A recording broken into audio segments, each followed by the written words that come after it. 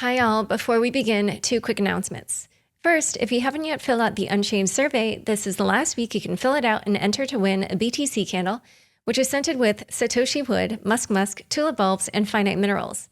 Head to surveymonkey.com/r/unchained 2021 to fill out the survey by end of day Friday, October 8th. We will announce the winners in next week's show. Again, the survey is at surveymonkey.com/r/unchained 2021. You can also find the link in the show notes. Second, as I mentioned earlier, I'm now writing a blog on Medium. This week, I have a post up on my interview with today's guests, Collins Belton and Xethalis. It was such an epic discussion that I felt it was worth calling out some of the highlights and linking to some of the news we discuss. Head to medium.com/@LauraShin to check out the post and share it with your friends. Again, the URL is medium.com/@LauraShin. And be sure to follow me there. And now, on to the show. Hi, everyone. Welcome to Unchained, your no-hype resource for all things crypto. I'm your host, Laura Shin, a journalist with over 2 decades of experience. I started covering crypto 6 years ago, and as a senior editor at Forbes, was the first mainstream media reporter to cover cryptocurrency full-time. This is the October 5th, 2021 episode of Unchained. My book, The Cryptopians, Idealism, Greed, Lies, and the Making of the First Big Cryptocurrency Craze, is available for pre-order on Amazon, Barnes & Noble, or any of your favorite bookstores. Go to bit.ly/cryptopians. That's bit.ly/CRYPTOPIANS and pre-order today. The Crypto.com app lets you buy, earn, and spend crypto all in one place. Earn up to 8.5% interest on your Bitcoin and 14% interest on your stablecoins, paid weekly.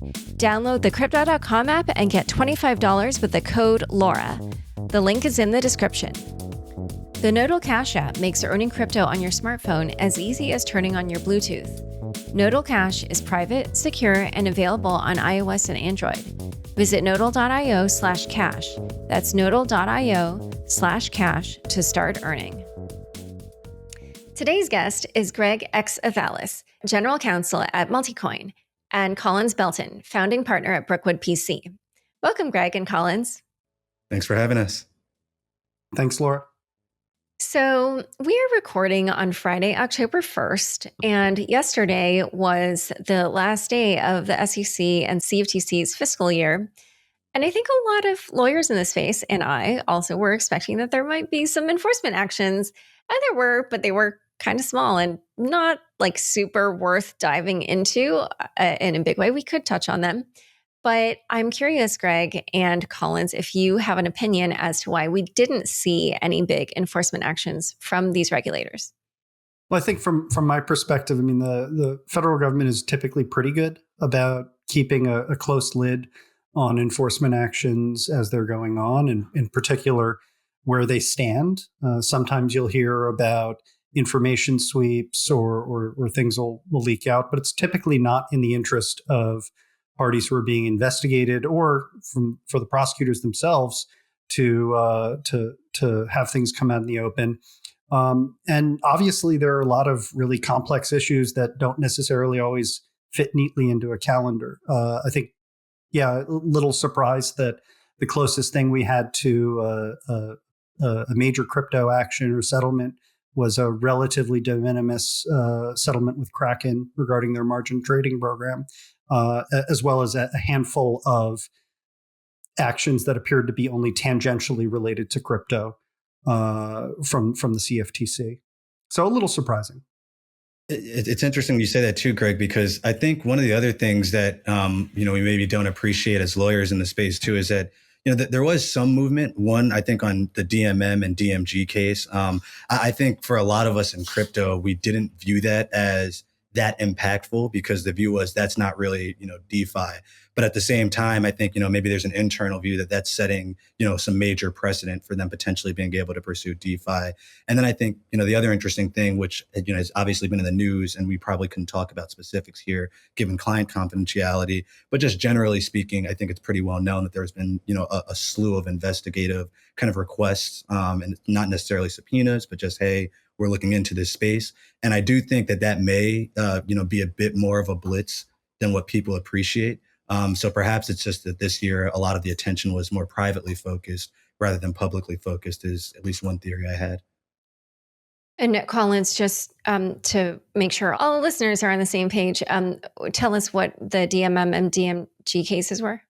Oh, sure. So the DMM and DMG cases, I think that it stood for decentralized money management or something. That was the ticker for the two tokens. And it essentially was, ostensibly promoting itself as kind of like a yield farming, yield aggregation play. So for those that are kind of familiar with DeFi, you may be aware of that. But for those that aren't, in very, very simple terms, they were essentially telling people that they had a programmatic way for people to deposit money and then have it be essentially managed on a non-custodial basis in order to generate returns.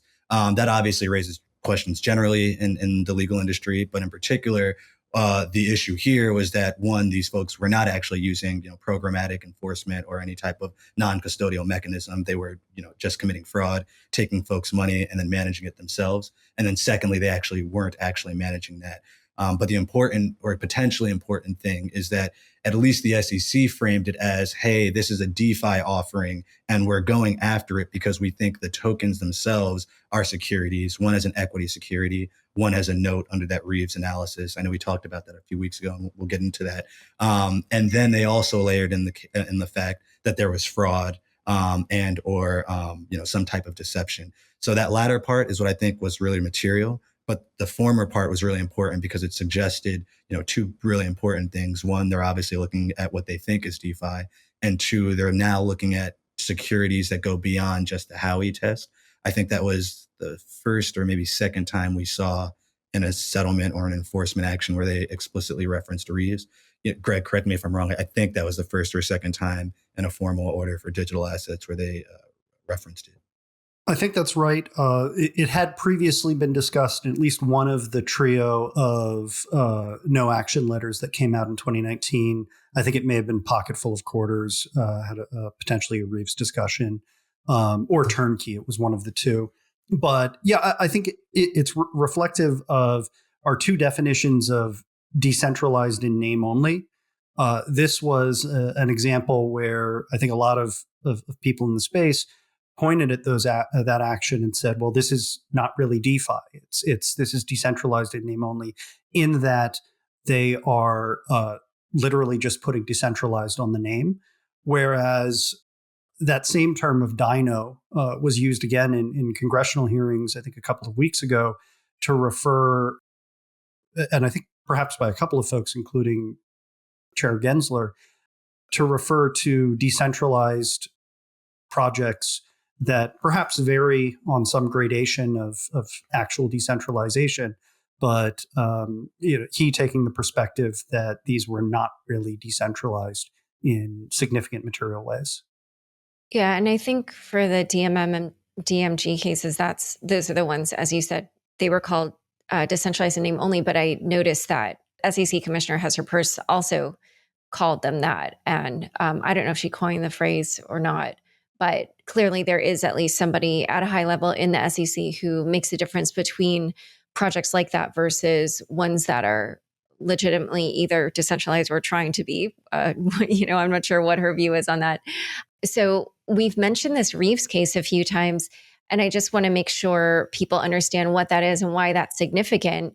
As you said, this was brought up in the context as another way to look at this question of whether or not a token is a security. So after the Howey test. So can you give us a sense of what that case says and then how it would apply here? Ernst & Young versus Reeves, I should say. Reeves versus Ernst & Young, I should say. Supreme Court case from, I think, 1990 that addressed sort of a fundamental issue of whether or not a note is a security. And to put some context in that, there are a number of federal securities laws. The three that we probably think most about when we're talking about is what is the definition of a security would be the 1933 Act, the Securities Act, the Securities Exchange Act of 1934, and the Investment Company Act of 1940, together with the Investment Advisors Act of 1940. The 33 and 34 acts have fundamentally the same definition of security, and it lists out a litany of different types, from the standard stuff like equity to the more flexible definitions like investment contracts that everyone in the crypto space is very familiar with, thanks to the Howey test, which is how courts will interpret whether a particular scheme is an investment contract. Reeves takes a look at a different set of that definition, which is notes, and in some cases, some might try and also apply it to evidence of indebtedness, which are codified as types of securities, and there's an explicit presumption that a note is a security unless it fits certain families of notes that are known to be more commercial in nature than investment in nature. So in the Reeves case, the court set out a slew of categories. I think it was 7 or 8 categories that were called families of commercial arrangements. And if your specific instrument, your note, was within those 7 families of commercial non-security notes, they would not be deemed to be a security. For ones that were not clearly within those 7 families, the court established a test that looked at 4 different categories on a balancing test. So in Howey, it's 3 or 4, depending on how you want to look at the definition, 3 or 4 prongs, and all of them must be satisfied to be a security. Whereas in Reeves, it's a balancing test. It's not quite as algorithmic. And those things, those factors that you look at are the motivation of the seller and the buyer in the transaction. Is it commercial in nature? Is it investment in nature? The plan of distribution of the instrument. Is it being broadly distributed to the public, or is it more specific and bilateral or closely distributed? The reasonable expectations of the investing public. Would people think of it as a security? And the presence of an alternative regulatory regime, which is probably the most important one that we look at in a lot of cases for the crypto community. Is there an alternative regulatory regime that applies that would make something that might otherwise be a note or a security note, rather, I should say, into something that would be viewed as a non-security? And so what do you think the SEC is doing by now applying Reeves a few times here? Like, if you're kind of reading the tea leaves, what would you say is maybe the next evolution in their application of existing case law, I guess it is, to the crypto space? Well, I think that, and I'll let Collins weigh in here, but I think, we've looked at where they're applying it, and it's often been in these lending type of programs where we've also seen action on the state level. And while the initial actions that were targeted at BlockFi from New Jersey and Alabama and Texas and Kentucky or Vermont, I can't recall which, a lot of that focused on Howey. But a few of the states, particularly Texas, also referenced Reeves. And I think some of the conversation around it targets Reeves in no small part because some of these relationships do look a little bit more like a debt relationship than an investment into an enterprise. So I don't know, Collins, if you want to chime in on that. Yeah, I mean, I definitely agree. I think where I'm expecting to see it most applied or most trotted out is going to be in the context of the type of lending, or potentially, I wouldn't call it necessarily rehypothecation, but rehypothecation-like activities. I think those are probably the most prominent areas where they'll look to raise it in the DeFi context. Now, obviously, for centralized entities, and it goes to a point that you raised, Laura, I think it's in some ways sometimes easier to make that argument from at least the government's perspective, as I view it, because it's a lot easier to say, hey, you've got somebody who's taking in this capital who may either be managing it or at least be, subjecting that capital to whatever other downstream flows are in their business. And, like Greg was talking about, the 33 Act, the 34 Act, the 40 Acts, all of those are, largely predicated on the existence of intermediaries and how we either want to constrain their behavior or prescribe some type of behavior that they should be taking. And so when you've got those traditional actors, I think, mapping that framework on is a little bit easier. For the same reason, I think you start to see why the distinctions that folks like Hester and some in the crypto community want to make between kind of a truly decentralized protocol versus a CDFI protocol or a semi-centralized protocol is really material. Because in the absence of those intermediaries, some of the questions and the natures of the questions potentially change, and maybe normatively they should, is what I think a lot of people want to argue on the policy side. Okay, so let's actually just focus the next part of the discussion on things that are obviously centralized, which would be lending products from companies like BlockFi or Celsius, or this proposed product from Coinbase called Coinbase Lend, which they ended up deciding not to pursue because the SEC threatened to sue them if they did. So when you look at those, what's your opinion? Do those look like securities to you, according to, this precedent that we've discussed here, or would you say it looks like something different and maybe is not a security? So I'm going to preface this just by saying I've previously worked with some of the folks, so I can't necessarily speak on their particular business models. But I guess I would generally say I think that if there is an argument on the securities law side of things, it's not fruitful from my perspective to focus on the notes or certificate of indebtedness or investment contract analysis. I think my public position has generally been shoehorning in these assets into those tests is not the appropriate way to do so. At the same time, I'm happy to concede, particularly with some of the arrangements that I've seen, and not with these three particular companies, but others that I've talked to over the years or seen in their business models. I'll definitely concede that I think some of these models will almost certainly constitute securities, but not because they are an evidence of indebtedness to a company, or not because it's a note-like investment that traditionally falls in those categories. And I don't think it even is one of these things where they're necessarily managing people's money in the way that we would expect an equity contract. I think the more appropriate way, and this is where I really struggle with the SEC's approach right now, is to say, look, we've got, like Greg said, a litany of definitions here. I mean, it's like 30 or 40 definitions, two of which are things like participation in a profit sharing scheme, or things like an asset-backed security or a bond. Those three categories are much more appropriate to discuss. And, participation in a profit sharing scheme have sometimes relied on the Howey test, which is why I think that it shows why treating those as equity instruments is probably not the right move. But I would say it's a harder argument to say something like a central entity issuing you a receipt and that entitles you to some coupon payment in the future doesn't look like a bond or doesn't look like some type of asset-backed security, but that's going to require that they build out the jurisprudence and the case law.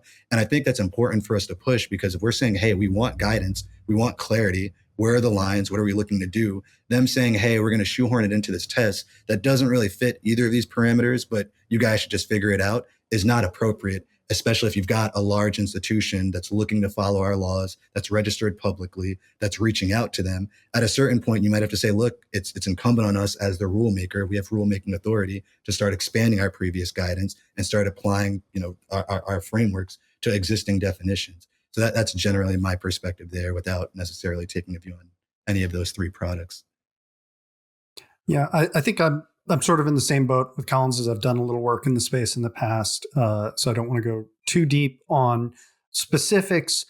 At the same time, one thing that I think it's worthwhile to note is this isn't the only scheme out there. Crypto isn't the only industry that has relationships like this. For example, within the investable asset market, you have securities lending programs that are operated by broker-dealers, and you have commodity rehypothecation that's operated by a number of commodity warehouse storage facilities, where you do have custodians who are rehypothecating and utilizing underlying assets outside of a bank framework and outside of a securities framework. And I think one of the things that you do look at there, and perhaps it is returning it to Reeves, is what's basically the purpose of the relationship? Does it look like a commercial relationship, or does it look like an investment relationship? And it's a nice reminder that all of these lending programs are not created and structured in the same way. So we've got two prominent programs from reasonably well-regulated U.S. exchanges. Coinbase proposed their lend product. Gemini and Genesis Trading have the Earn facility that is actually a situation where Gemini customers lend to Genesis, and it's facilitated by Gemini. But those are programs that you could make an argument is a add-on to a relationship that is principally commercial in nature. The custodial relationship, the exchange business relationship that was pre-existing. And this starts to look a little bit more like securities lending or commodities rehypothecation.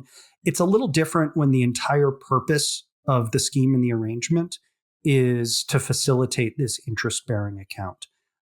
So I think there are some distinctions which may create some nuance, but I otherwise agree with Collins that it's not apples to apples when we're trying to look at what these products should be weighed against versus something like an ICO, where I think Howey is really probably a pretty appropriate court doctrine to look for. And then would you agree with Collins, and correct me, Collins, if I don't summarize your position accurately, but it seems like you were saying that you felt that there should just be new legislation to deal with these new types of products that maybe aren't covered by existing regulation. Well, no, not even necessarily new legislation. Like the definitions that I described to you are already included in the Securities Act and the Exchange Act. The reason why the SEC prefers to default to an investment contract or a note is that there's established case law. And there are two reasons why that's important. One, there's a roadmap for them to follow. They can reuse prior work. And that really does matter for lawyers. Like we don't, aim to recreate the wheel every time. But the second is that extending case law or getting new case law can be a bit of a risky business, particularly for a regulatory body, because if they are wrong, then it establishes precedent that many, many other people in the industry may want to follow. And it may, incentivize behavior that they may want to dissuade. Now, obviously, there's a question as to whether they should, want to dissuade behavior that a judicial body has determined is legal. But regardless, administrative bodies are still political organs, and they are impacted by both political realities, but also just administrative priorities. So I think that it's not necessarily promulgating new laws. I certainly think we should be considering that in some areas. But to be frank, for a lot of the securities law matters, I don't necessarily think that's needed. And this is kind of important. And again, I'm assuming we're still all focused on the centralized components here, because I think in the decentralized context, it's a bit different. But one of the things that we've been talking about, and it really frustrates me that it's not more publicly known, is that a lot of these exchanges, I don't think their problem is, hey, these are securities and we don't want to offer securities. For the most part, in practice, for the end user and even for the exchanges, for most of management, other than the compliance function, it's not really going to be a huge difference for them whether they're issuing like this asset from a BD entity or a money transmitter. They're going to have very similar requirements in terms of customer identification. Now, yes, there are other obligations that will apply to a securities entity that may not apply to a money transmitter. But at the end of the day, for the most part, your customers, they're not really exposed to that, and maybe a little bit more data collection. And even internally, most of the stakeholders aren't exposed to that. It's just, additional compliance costs. So what frustrates me is that Coinbase has a broker dealer, and as do many other U.S. entities. The reason why they can't offer these products right now is not because they're intransigent and don't want to offer any security. Like for them, it would be the same thing at the end of the day, right? Like I come to Coinbase, or you just redirect me to Coinbase Securities. I sign up, same account. You have the same information. It's not going to be a huge difference to me either way. And then I can get my lend product. The reason why they can't is actually because the SEC also won't allow FINRA to approve crypto custodians as BDs. So we have broker dealers that are in the crypto business, but none, or at least none that are currently active that I'm aware of as of this month, that are allowed to essentially fully satisfy a certain set of rules that apply to broker dealers that custody securities. And so we're in this weird catch-22 where we have people that are saying, hey, I'm willing to register and be this, regulated entity. Go ahead and regulate me. And I bought an entity. We're ready to go once you approve the license. And the SEC is saying, yeah, hold off. We're not sure. But also this is a security, so you need a securities entity. It's a very bizarre situation. And I think it's a very important point because I see so many people with these takes of, oh, these guys don't want to follow the law or something. And it's like Coinbase brought this broker dealer, I think in like 2019, with the expectation of being able to offer crypto securities. And it's just been almost 3 years with no approval. So I think it's a bit disingenuous when I hear Gary and many other folks saying, hey, come and talk to us. When it's like, hey, they haven't just talked to you. They bought a BD, they put it through the licensure process, and now they've just been waiting for 2 years. It's very disingenuous to put it like everyone's shooting from the hip because we're in tech or something like that. And I think it wasn't even just one. I think they actually bought a couple of BDs. I think it's a 2 or 3. Robo-advisor. Yeah, Yes. I think it was 2 or 3 around, all in 2018 or 2019. And I think it's been a significant point of frustration. I'm not a broker dealer lawyer, but some of the BD lawyers in the space, I think one, remarked to me that she had something like 50 clients in the pipeline trying to get the ball moved forward with FINRA and the SEC, which is not to say that there aren't some tough issues, but when we look at the industry and the criticism of the industry that sometimes takes place, the level of intractability of this system to quickly adopt or adapt, I should say, to what's happening in the market. It's not just on the companies that are building. It's also in the need to have a regulatory environment that responsibly promotes responsible innovation. Yeah, actually, just listening to you guys talk, it made me think, and this is just me guessing, I have done no reporting into this other than just talking to crypto lawyers. I mean, I haven't spoken to anyone at the SEC or anything like that, but just listening to this, it makes me think, oh, it's probably just they haven't figured out how they want to regulate the space. And so they're just trying to keep people in a holding pattern. What do you think of that theory?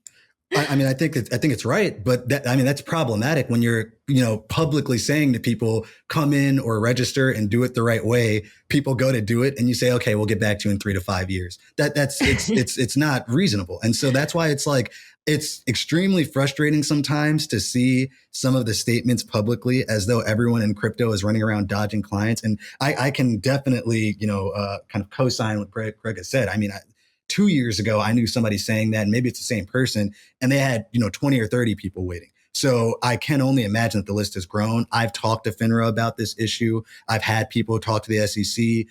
It's not like it's strange when you talk to them and there's almost like a sympathetic recognition, like, hey, we get it. We're working really hard. I would appreciate that but for the fact that you turn on the news and you've got somebody saying, hey, these guys don't want to comply. And it's like, what's going on? And let's not understate the reality here. A significant swath of crypto actors are probably not great actors, and we should be cleaning these folks up. But that's the thing, right? If we were focused on them, we could do that. And what I guess I'll end my little mini rant here, by saying it's funny because sometimes I see people say, like 90% or 95% of these are valueless. Well, first of all, I don't think the hit rate in regular startup is that much higher. But secondly, at this point, there's 30,000 plus companies. That's still 3,000 companies that are valid. Like that's a huge amount of companies with tens of thousands or hundreds of thousands of people working for them. It's no longer like, oh, hey, you've got 12 legitimate actors and 50 million bad actors. It's like, even if you want to take the most draconian, 95%, 99% of people are bad actors, that's still hundreds of companies, almost as much as the Fortune 500. So at this point, I think it's a little, like I said, it's frustrating to have the condescension when people are acting in good faith and there's a wide swath of actors that are trying to make that outreach. I was just going to say, Laura, first off, completely agree with what Colin said. And there is a degree of frustration and not just with the slow progress, but also the narrative that's being created around it. What I don't want us to lose sight of is there also are a lot of people who are working very hard on both the political side as well as on the regulatory side, people working within these regulatory bodies who are taking great pains to actually understand and try. The difference is that doesn't always lead to policy or affirmative movement that actually allows innovation to occur here in the US. So one of our continuing themes of concern over the course of 2021 is this the year that more and more of crypto gets pushed outside of the US, both on a development side and also on a market side? the number of opportunities for participation in this exciting new ecosystem gets smaller and smaller. Collins can probably speak better to what we saw yesterday with geo-blocking. And I know we're still on CeFi, but when we get to DeFi, talking about what's going on with geo-blocking of US IPs, and it's a shame, and I think it's important that we work to elevate the parties in the regulatory apparatus or the political apparatus who are working to again try and promote reasonable and responsible regulation, and to be able to foster a crypto ecosystem here in the US. Yeah, so why don't we discuss DeFi actually momentarily, because we're already halfway through the show. But first, a quick word from the sponsors who make this show possible. With Nodal Cash, you can earn crypto on your mobile device for free with no hardware to purchase. You just download the Nodal Cash app, turn on your Bluetooth, and start earning. Nodal Cash is private, secure, and easy to earn, whether you're on the go, stuck in traffic, or even while you're sleeping. You can even repurpose your old smartphones to earn Nodal Cash. Visit nodle.com to get started, or go directly to nodal.io/cash. That's nodle.io/cash. Join the Citizen Network to earn crypto on your smartphone 24/7. Or if you're already a Nodal Cash app user, make sure you follow their Twitter @Nodal Network and join their Telegram @Nodal Community for earning tips and exclusive giveaways. With over 10 million users, Crypto.com is the easiest place to buy and sell over 90 cryptocurrencies. Download the Crypto.com app now and get $25 with the code LAURA. If you're a hodler, Crypto.com Earn pays industry-leading interest rates on over 30 coins, including Bitcoin, at up to 8.5% interest and up to 14% interest on your stablecoins. When it's time to spend your crypto, nothing beats the Crypto.com Visa card, which pays you up to 8% back instantly and gives you 100% rebate for your Netflix, Spotify, and Amazon Prime subscriptions. There is no annual or monthly fees to worry about. Download the Crypto.com app and get $25 when using the code LAURA, LAURA. The link is in the description. Back to my conversation with Greg and Collins. So there's so much more to be said, even just about the centralized crypto world, but let's talk about DeFi, because I feel like that's really probably the major issue here. What would you say is, so in a way, I almost feel like a lot of this discussion is subtext for what's going on in DeFi. Like when you look at what's happening with the regulators and where things are going, what do you think is going to be the regulatory stance toward DeFi? I can start, or Greg, do you want to start, since I talked a lot on the last question and I can concede the ground? No, go ahead, Collins, because I know you have opinions on this. No, I think my one-liner response is not great, Bob.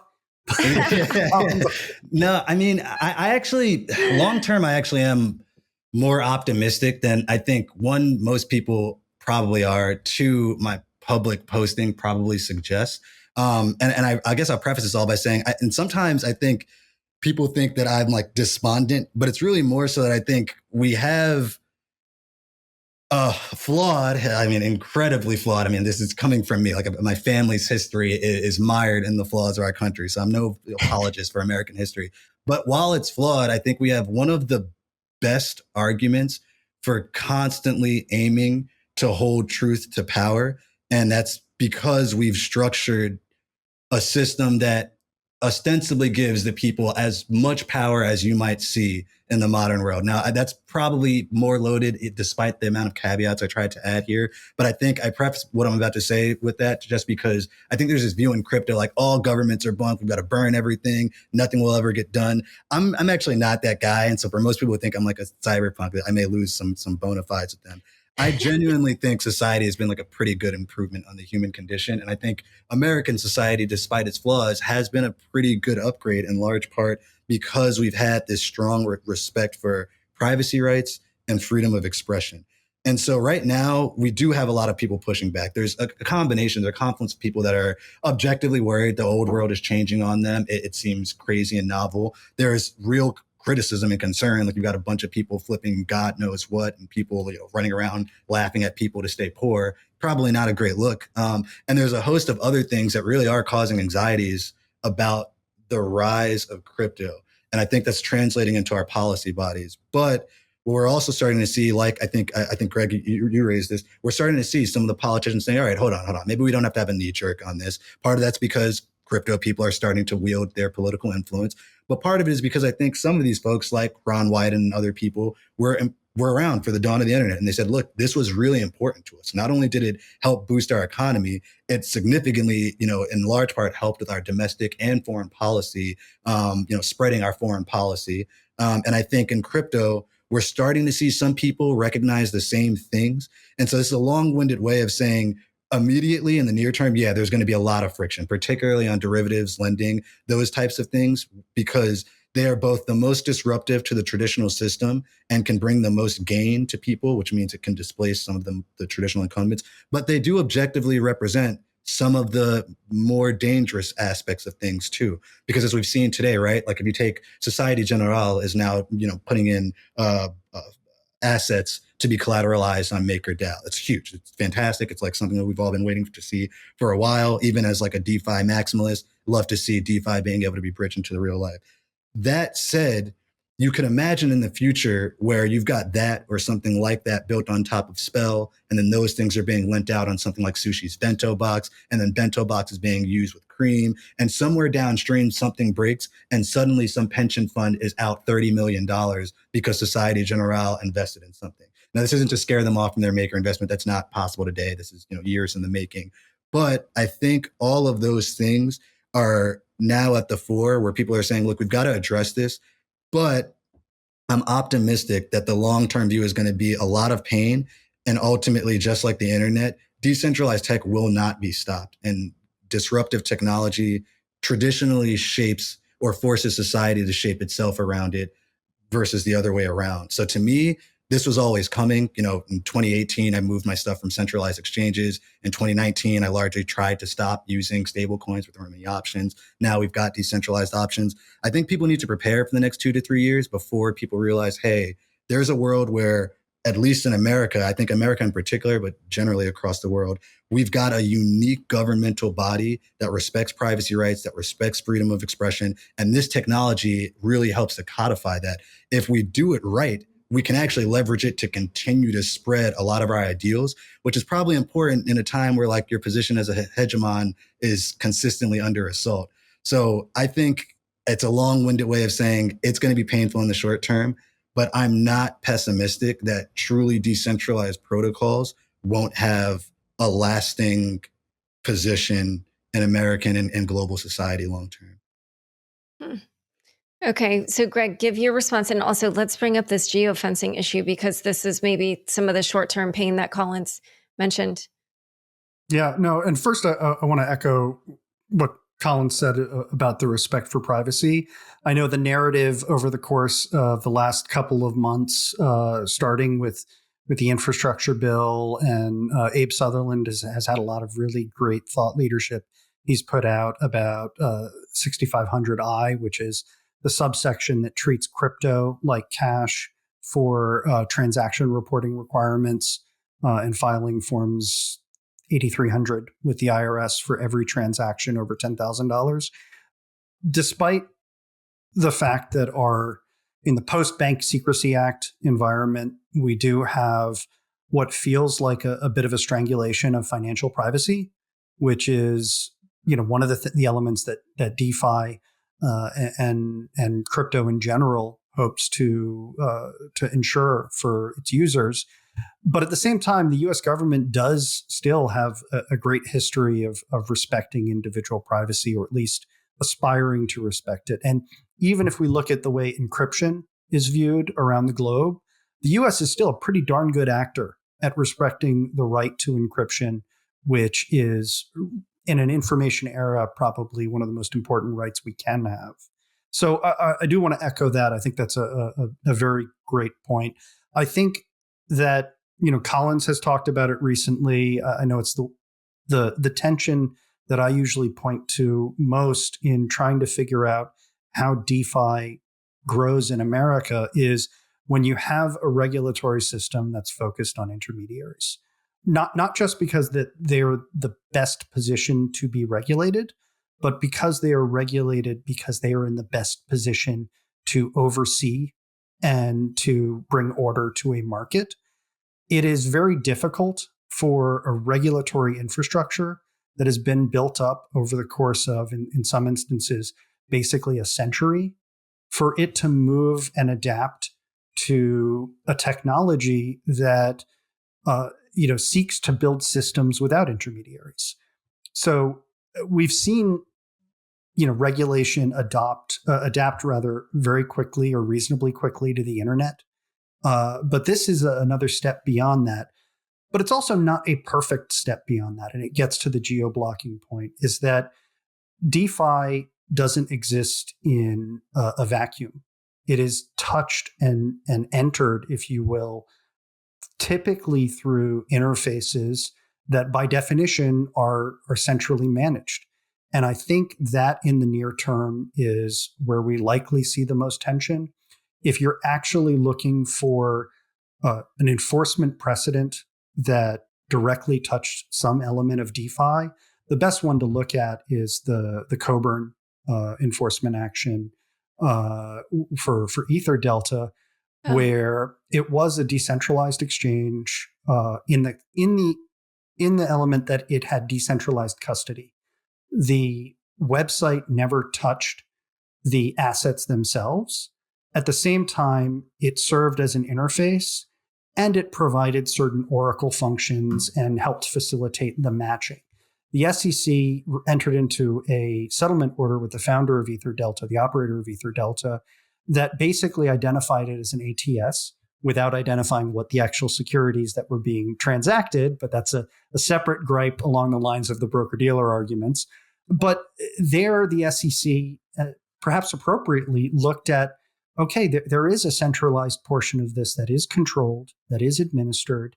And even if the custodial portion is a decentralized thing that we either shouldn't be regulating or that we don't really understand how best to regulate now, they can look at the interface and say, okay, we know pretty well how to regulate this. And so when we look at how DeFi operates now, there's, again, varying gradations of how decentralized it actually is on the protocol level, whether or not there's still administration, whether or not there's effective control, how we consider governance tokens, how we consider multi-sigs. But there still are typically user interfaces. They aren't the only way to access these protocols, but for the normal retail user, you're going to go to a website that's controlled by a central party that serves as a gate into this protocol. And the question really to me is, when we're looking at, is there authority to regulate these interfaces? Are they Verizon or are they Ether Delta? Is it an infrastructure that isn't providing a unique and important function that is one where you identify it not just as a party that's capable of being regulated, but a party that should be regulated? Is it serving certain surveillance functions that you can't just get out of the transparent nature of a blockchain environment? So I think the interfaces are where we're going to see I don't want to say battlefront, because I hope it would be more collaborative than antagonistic, but I think that's where we're going to see most of the movement.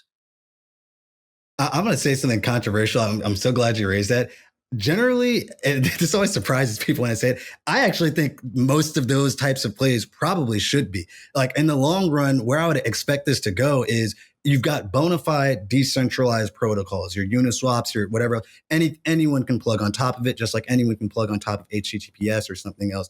The second you start building a business on top of that is when people are probably going to say, all right, well, maybe we are going to regulate you. And so the options are, you either just become a business, or you say, okay, look, we don't think we need to be a business to offer that same functionality. Instead, we think, like you said, there's maybe a variety of folks that can provide an interface, any of which is interchangeable, and the sole purpose of which is just to provide access to this underlying protocol. In that world, I think it's a better policy argument or a better policy discussion to be saying, all right, maybe these all six of these people can't be in exchange for the same protocol. That this seems a bit strange. On the flip side, yes, if you're the only way that somebody can access a protocol, maybe you control back-end storage such that if you disappear, people can't withdraw their funds, or you have admin keys or keys that can, take people's capital. You start to reintroduce the exact same reasons why we do have securities laws. You're becoming an intermediary. So for me, whenever I've talked to clients or something about that, and they've tried to ask me like, hey, what should I be thinking about when we're designing this?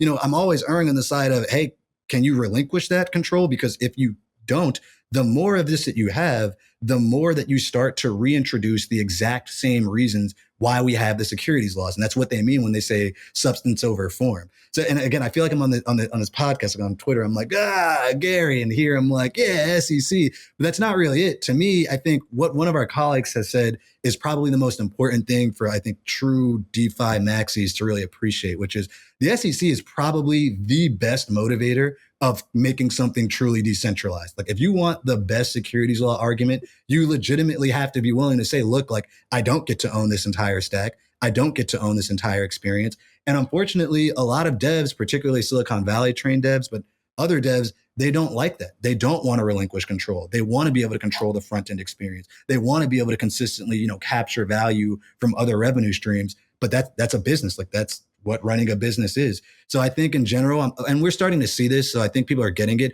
We're going to start to see people separate their protocol development teams versus some other type of commercial enterprise. That's the appropriate move in my mind. And I think the way that the SEC should kind of recognize that and maybe give a quid pro quo is say, okay, look, that's fine. And if the core issue that you all have had before that is, yes, but we think that maybe the people on the protocol side should be able to be incentivized with some of the assets that they've built without necessarily becoming some securities intermediary, but also the commercial entity that's driving value should be able to appreciate that. Then there's a safe harbor path there in my mind that says, okay, look, to the extent that this protocol team is not doing X, Y, and Z and certain things are disclosed, we're not going to treat that as security and we're not going to treat them as intermediaries. If you are going to do other things, commercial entity, you may still have obligations. But I think that's one path to at least allow for this bifurcation of roles, but still allow for incentive alignment around the underlying protocol. Because at the end of the day, that's most people's issues with like being able to separate the business and the protocol is them saying, well, how do we incentivize ongoing devs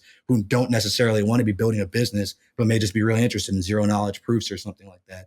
And I don't think we want to drive that innovation away. So we've got, a path forward here. The other thing, Greg, that you mentioned, which is super interesting and something hopefully I think Laura's podcast is probably one of the better places to mention this is there is optimism that they do have a path forward to integrating technical data into disclosures versus traditional data. And I think the best example of that is there's a system, Laura, called the XBRL system. It's like extensible. I forget whatever the last three things are. It's not like, hey, Greg's laughing because it's not like they made a supercomputer, but for like a decade, the SEC basically worked on a standard because, for like 50, 60 years, we had all of these filings that were done on paper. And obviously computers got big and people, analysts in particular, were like, hey, these disclosures are becoming less helpful. Like you're sending us 150 pages. No one's going to read through all of this. We have computers now where a lot of this financial information and other disclosures can be standardized and made machine readable. Why don't you just make a standard and all the companies or anybody else should have to adhere to that? And then that way we no longer have to even look in this different places. We don't have to have people come up with their own disclosures. That's what I would expect for crypto. Instead of saying, hey, all of these things are securities, we might say to Hester Peirce's point, okay, look, you don't want it to be a security. Here are the minimum things that we're going to require. And here are the things that are going to need to be surfaceable in the smart contract with the standard API call. If you're not going to do that, then you don't get the benefit of the safe harbor. You can still argue it's not a security, but if you want the safe harbor, your API needs to surface some key things. Is there an admin key, total supply, inflation, whatever that is? We have experience there. So I don't want us to continue to give the commission excuses like, oh, we have no idea what we're doing. They've got examples, and I like the commission for the good work that they do, but I do think we've got to start holding the fire under their feet to say, hold on, there are some paths here. That also means it's incumbent on us as an industry to come forward with some suggestions like this or some other things. But that's the other thing I did want to raise here. So I used to live a lot on Edgar because I would do a lot of registered product filings. My dear paralegal Debbie Ferraro actually was one of the testers on Edgar when they first introduced it. And I think we would all have our frustrations with Edgar from time to time. And when XBRL was introduced, within the last decade, probably about 7-8 years ago, with the modernization movement for reporting filings, it was very clunky and hard to access. And really, the people who were taking advantage of it were quant funds that were pulling the data, because it's literally Excel coding of disclosure documents. But Collins is 100% right, because the SEC maybe didn't have a product that was particularly useful when it was introduced, but they had the foresight to understand that data repositories are incredibly important. And in the future, they are going to be how we pull information. And they oftentimes are going to be how we regulate markets, because it's easier to see the flat surface of the market and analyze it and pull it from a data. And the beauty of blockchain is it's particularly when you're looking at cryptocurrencies where everything exists on chain, not calling off chain resources, it is a complete set of information. And Collins is spot on. There are tools that can be applied to this industry to provide the type of surveillance and market integrity that we typically in the US regulatory infrastructure look at those central intermediaries. Whereas in blockchain, you do have a transaction record either on layer 1 or in some instances on a transparent layer 2, where you have the ability to see the market. And to be frank, while we haven't seen this emerge quite as much in the SEC, FinCEN has been all over this. And the success of companies like Elliptic and Chainalysis is 100% driven by the same concept that you can regulate through data. You can investigate through data. You don't need Dragnet, the old Chicago sitcom, or I guess drama, wasn't a sitcom, funny now. But you don't necessarily need that. You have new tools. And these new tools are not just market opportunities, they're also regulatory opportunities. Yeah, well, so I have to say, I'm a little bit surprised that this is actually the direction you guys went when I asked you about regulation of DeFi, because the way that I'm viewing this is that the regulators want to keep imposing that system where intermediaries are, a big part and have a big role, and that's who the regulators then regulate. And I actually feel like watching this that they are kind of painting a broad brush and often lumping together projects that truly either want to decentralize or actually already are decentralized, along with ones that either are centralized or just plain fraudulent. And I also feel, even, earlier when you guys were talking about how the US tends to respect privacy, a lot of, like, for instance, we saw with the infrastructure bill, the crypto provision really was going to create a lot of honeypots for hackers who were interested in, who is transacting in cryptocurrency. So in that regard, I didn't feel that, I mean, granted, I recognize that a lot of Congress people do see the need to change the language in that bill, but still the fact that it came out that way and that there was a strong push to regulate in that fashion does indicate that there's, a substantial segment of government that maybe doesn't really see the merits of decentralization, or just doesn't believe that something can truly be decentralized.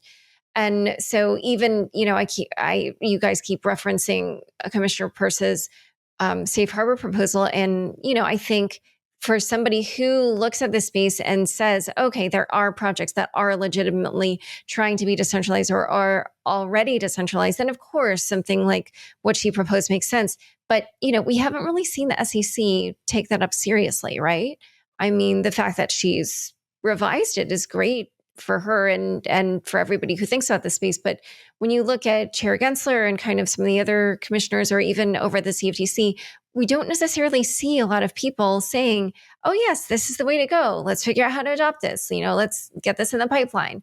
So I'm just curious, am I just reading things wrong? Or do you feel like maybe because you want it to look that way that you're maybe painting a rosier picture? Or Or is it just that I'm looking too short term or what? No. I think you're right, and that's part of what I was saying. I think the next 2 to 3 years, it's going to be it's a combination of a struggle and convincing folks, but also some pushback. Because you're right. There's a broad brush here being painted, and for a while, I think a lot of the industry engaged in probably a bit more good faith than was appropriate. Not. I mean, you should never engage in bad faith, but I guess we assumed too much benevolence and interest on behalf of the government. And it's not that I don't think they're not interested so much as at first it's like, hey, this crypto thing, these people want to make a bunch of money.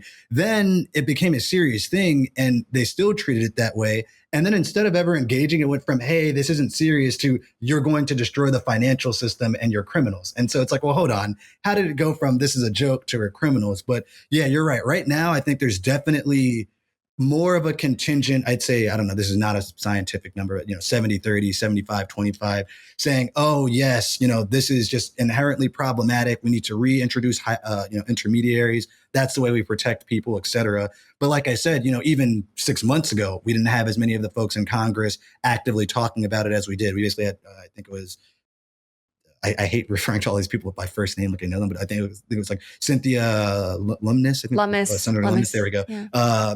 Cynthia and a few of the other senators, which I only know by first name. I have no idea why. And so as we start to see that roll out, one of the interesting things I've talked about, and it's obviously not a politics show, but I've talked a lot about with my friends is I am very interested to see if there's a political realignment that occurs here, because I've long suspected that certain crypto people are definitely single issue voters. And we're starting to see that, come out in some of the political expressions. But CT is also, much of an echo chamber. So I think it'll be interesting to see in these next, midterm elections, how much pandering there is to this group and also how much that translates into political activity. But I think if it does translate into something, you'll see a sea change almost overnight, as we saw with some of the infrastructure bills. But no, you're not crazy at all. One last thing I wanted to add on this is that I feel like another trend that I'm seeing is that a lot of the pro crypto regulators are just leaving government and going to join different crypto companies. And I mean, like, it's almost like just looking at the A16Z crypto regulatory team is like all these ex-regulators and, other people who have spent a lot of time in DC. And then the people that are kind of negative on crypto, they're the ones who are staying in the regulator roles. So that's another trend that for me is kind of fascinating to watch. And I'm a little bit like, oh, where is this going to go? Because all the people who've left and now work in the industry are saying, hey, we need new regulations and the old regulations don't apply here and stuff like that. And then the people who are still in DC are like, the 33 and 34 acts do apply here. And the Howey test and Reeves do apply here. So anyway, it was just an interesting observation. So Laura, one last point on that is, I think, there's an importance to the crypto communities, and I don't think there's a singular community, obviously, but the crypto communities to come together, whether it's collectively or in their own little segments, and understand that narrative matters. It's not just building a better product, and it's not just donating money, and it's not just being active on Twitter. A meme game is important, but that's not what's going to drive things. It's about creating the narrative on the policy level that makes people remember that it's not simply politically expedient to crack down, but that there's a long-term vision for the benefit that this industry can provide the US and the world community at large. And that's a difficult task. It's tough to build up a narrative. It's not something that isn't happening, though. We've seen people shift when they see the opportunity. And I go back to, and some would probably laugh at me at saying this, but 2013 and 2014, I recall when Ben Lawsky at DFS first addressed crypto in probably the late summer of 2013, he wanted to crush it because all he had done was read, stories about Silk Road. And 3 weeks later, he, after actually investigating it, you can have your opinion on the bit license and how that turned out, but I do think he genuinely said, I want to build a framework to actually build responsible innovation in New York for crypto. It didn't turn out that way. As a native New Yorker, I still can't access a lot of services because they can't get into the state. But it is reflective of the fact that with the appropriate view, he viewed it as an economic builder for New York and wanting to build the right way. We should be working on the narrative. That story is also a nice reminder that the narrative is not the only thing. We also need the proper regulation or legislation. Yeah, well, one thing that actually reminds me of is that a lot of people say that that bit license was kind of too early, right? That the technology and the industry hadn't really developed enough to truly understand what even should be regulated or how the space was going to look. And what's been interesting covering this the last few years is that the industry has complained a lot about not having clarity. And yet at the same time, I think in a way that has given the industry a little bit of freedom. I understand it's a scary kind of freedom, but if you think about how Ethereum basically had an ICO, but then decentralized by the time the regulators were paying attention. And so at that point, they, kind of realized, oh, okay, yeah, this is not a security anymore.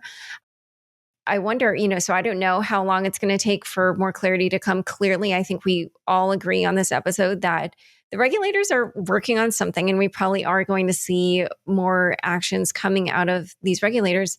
But during that time, it's like you said, maybe this just gives motivation to more projects to decentralize and do it quickly. Because if that's the case, then I think a lot of them could kind of end up like Ethereum in the sense that, as long as they decentralize by the time regulators really come in, then it may be the case that regulators won't be able to do much. But I don't know. What are your thoughts on that? Yeah, I think that timing is obviously extraordinarily important. I think you're right that I would argue perhaps timing on the bit license in particular was perhaps not a question of 2014 versus 2018 versus 2021, but more so that the timing and the application of that type of a regulatory regime to companies that were 6 months old versus companies that were well-financed, well-established, well-capitalized financial institutions. If you had, for example, a large regulatory framework in place for people developing silicon processors, we wouldn't have Hewlett-Packard because you can't easily develop a financial institution in a garage. But frankly, that's kind of how crypto companies got their start. It was a couple of people and a little bit of seed funding. All right. So for this next year, what are you going to be looking for? And why don't we just throw into this last question what you think is going to happen to stablecoins too?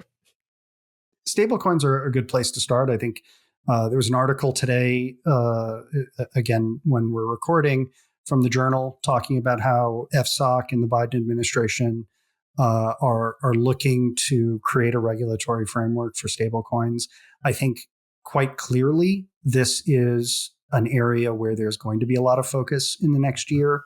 And it's, Collins mentioned earlier in the show, there obviously are a bunch of different types of stablecoins. But if we look at, in particular, the fiat-backed or in some cases not quite fiat-backed stablecoins, that's going to be an area of significant focus and potentially near-term regulation, probably not legislation, but probably regulation. And I think we'll see some clarity. I think we've already seen people address the Investment Company Act issues in the space where, USDC is now going to only hold fiat and treasuries. And that's Paxos's strategy. I would guess that's probably Gemini's strategy, and it's most decisively not Tether's strategy. I think we could see some action on that side. And that's when we're hearing people talk about money market funds. That's what we see. I think we could, if we get significant regulation on the securities law side rather than on the bank reg side for stable coins, I think one project that'll be interesting for people to look at is Rcoin, ARCoin, which was done by the folks at California at Arca Labs, where they actually registered a money market fund that holds its shares entirely on the Ethereum blockchain. And you actually can transfer these money market shares peer-to-peer through to whitelisted Ethereum network addresses. This is probably the biggest product that no one actually talks about because it doesn't have market traction, but it's real thought leadership as far as developing something and getting the SEC on board with an actual tokenized product, registered product that really does live on a blockchain. And you could see some circumstance where that becomes the not quite where stablecoins go. But if we do see a lot of attack on the securities law front on these centralized stablecoin issuers, I think Rcoin is something that might get talked about a little bit more. Yeah, no, that's actually interesting. I didn't know they had registered the money market shares on chain. Yeah, for me, I think, the next year I'm looking at a confluence of, I think, a segregation between kind of these truly decentralized protocols, whether that's, because they are protocols and made by folks that are known, or anonymous or pseudonymous developers kind of building primitives and or potentially taking over previously centralized ones. To me, that's actually the worst result from the regulators' perspective, because then it may just push things into the shadows. But that's definitely something and a trend that I'm expecting to see, particularly because DAOs are starting to get back into popularity, which personally I find very interesting, because it's like everyone tends to forget that the SEC started their entire crusade with the DAO report. So I personally like in terms of the idea behind DAOs, I love them. I think people should be doing. I've been doing research on co-op models and the like, but I think it is very weird that everyone is acting as though the SEC is not about to show up next year with all of these DAOs, because to be honest, that's the thing that seems the most obvious to me, even more so than stable coins and stuff, only because for years, basically that was their demarcation line. It was okay, we gave you the DAO report and everything after this, you're not necessarily blessed or grandfathered in, but we're not going to focus on you as much. And then it's 3 or 4 years later, everyone was oh, okay, it's been a while. Why don't we just start doing DAOs again? So I think that's probably the area where we'll probably see a lot more activity. What's interesting is I think what will also bring them into the fore is I'm expecting one of the first, if not more than one, major political DAOs to become relevant.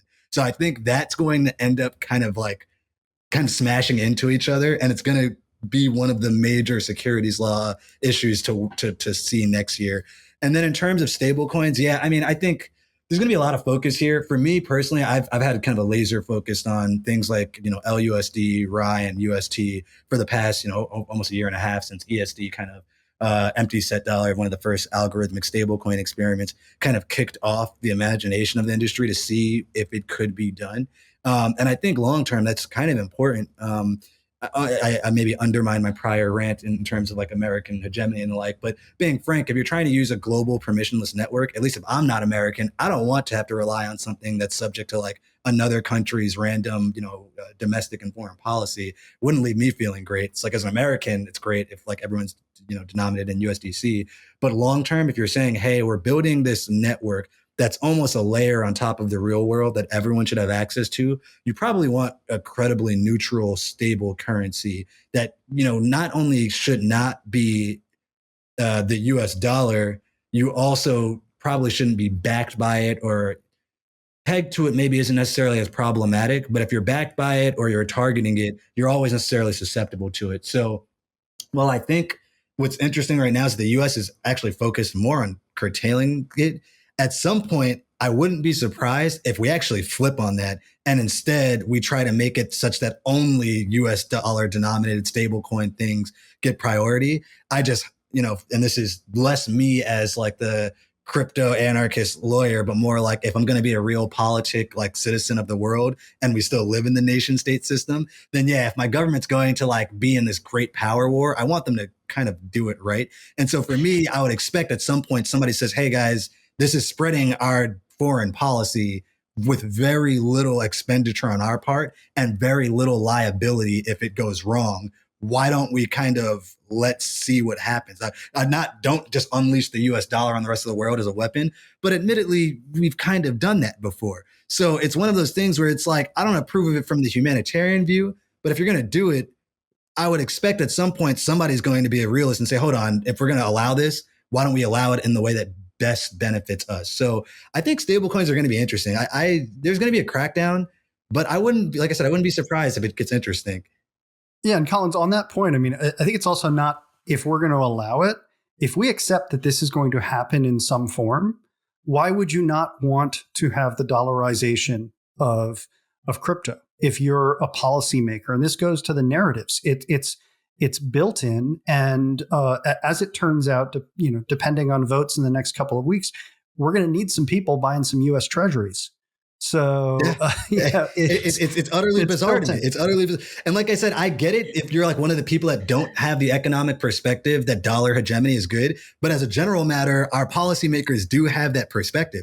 So for me, it's a bizarre situation to say, okay, our standard way of operation is, yes, we want the dollar to generally dominate in every market it possibly can. Here's an emerging financial market that may grow to dominate all financial markets. Let's do our damnedest to stop the dollar from predominating when it has no competition. I understand what's happening. It's really just that like the policymakers aren't, engaged with the regulators right now because it's not a priority. But it would be a shame if we do lose out and the nation state system persists and it's just another nation that has the hegemony, because then it's like, well, great, we didn't undermine the hegemonic system. We just gave it away to someone else. Yeah, particularly because the bank run concept, I mean, if you're talking about stable coins that have reserves that are held in regulated financial institutions, whether in deposit or custody accounts, and you're looking at treasuries as the rest of the portfolio, if we're worried about the systemic risk of a run on USDC, we have a lot bigger problems with the existing rails. The other thing Laura, I just want to note, correcting myself earlier, our coin is actually an interval fund, not a money market fund, but its valuation and holdings is very similar to a money market fund. So just wanted to correct that. Oh, okay, thanks. Yeah, going back to Collins's point about the dollar. So a couple of things. I don't know if you guys saw, but Sam Bankman-Fried of FTX did write a long Twitter thread about this and was saying that the fact that the US dollar is how like pretty much the vast majority of trading pairs around the world are traded in crypto, that is to the US's benefit. And Chris Giancarlo, the former CFTC chair, has said that he thinks instead of doing a CBDC, we should just have multiple competing US dollar stablecoins and it just kind of let it be sort of a free market. But the last thing about this, I don't know if you guys have been following Rohan Gray, who I know he's a controversial figure in crypto. So I don't remember his exact title, but it's something like assistant professor of law at, I think it's Willamette, maybe? Willamette. Yeah. Willamette, okay. Yeah. And he said, the risk is that the US government then kind of loses control over its money, basically. So, just wanted to offer that other perspective. But you guys, we are over time. We have, and it's funny because we only really touched on like a few major topics, but there's just so much to discuss here. So it was super fun. I am so glad we pulled this together, and it's amazing how much there was to discuss, given that there wasn't any big regulatory news this week, but we all know it's coming. So thank you so much for discussing all of this with me. Where can people learn more about each of you and your work? I'm on Twitter. That's probably the best avenue for me, which I never thought I'd be saying in my life. Man, it's terrible. And what's your handle? Just my name, Collins_Belton. Very creative. It's the well-known lawyer creative class. Yeah. And for me, I've got one of those lucky names where I actually typically am able to get the social media user account that just is my last name, and you've got to figure out how to spell it yourself. No, it's Xethalis on Twitter, and multicoin.capital is our website. Okay, perfect. All right. Well, this was so much fun. Thank you both so much for coming on Unchained. Thank you again, Laura. Appreciate it. Thanks. Thanks so much for joining us today. To learn more about Collins and Greg, check out the show notes for this episode. Unchained is produced by me, Laura Shin, with help from Anthony Yoon, Daniel Ness, and Mark Murdoch. Thanks for listening.